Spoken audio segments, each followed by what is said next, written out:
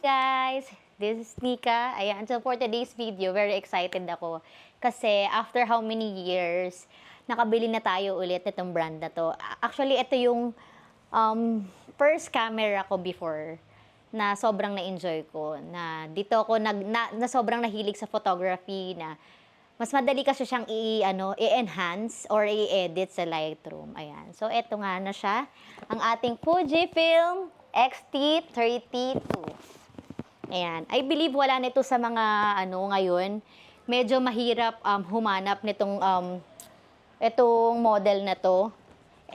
Kahit sa Henry's, nagtanong ako, wala daw siya. Nationwide na store, kahit sa online, wala. So, luckily, meron tayong friend na nagtitinda. Kay Gian, ayan. So, binenta niya to sa akin. Then, ayan, pinaship niya sa LBC and today nakuha ko na siya.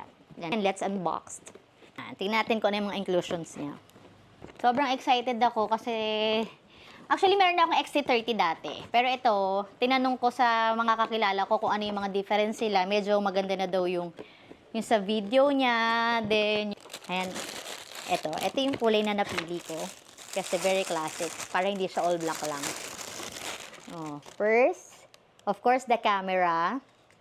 Nalagay ko na yata yung binuksan ko na siya kanina with battery, syempre.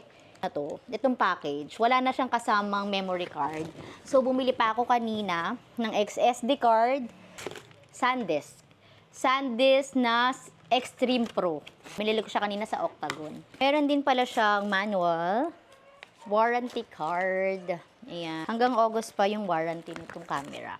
August 2026. Next, excited akong gamitin to.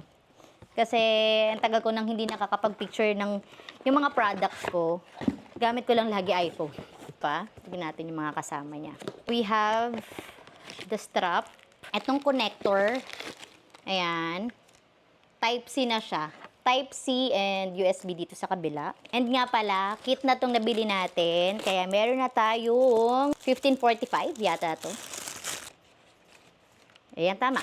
1545. Ayun lang, medyo kuripot si Fujifilm sa freebies. And nga pala, meron pala siyang kasamang bag. Pero syempre, hindi naman natin siya gagamitin kasi hindi aesthetic. Ayan. So, itry na natin siyang buksan. Done. Set up na natin yung date and also yung time. Bumili na ako ng sa Shopee ng screen protector. Kasi mahirap na baka magasgas siya. Yan. Oh! Ito muna, pag-aralan ko muna ulit itong 1545, then tsaka na lang tayo ulit bumili ng ibang lente. Thank you! Yun lang. Bye!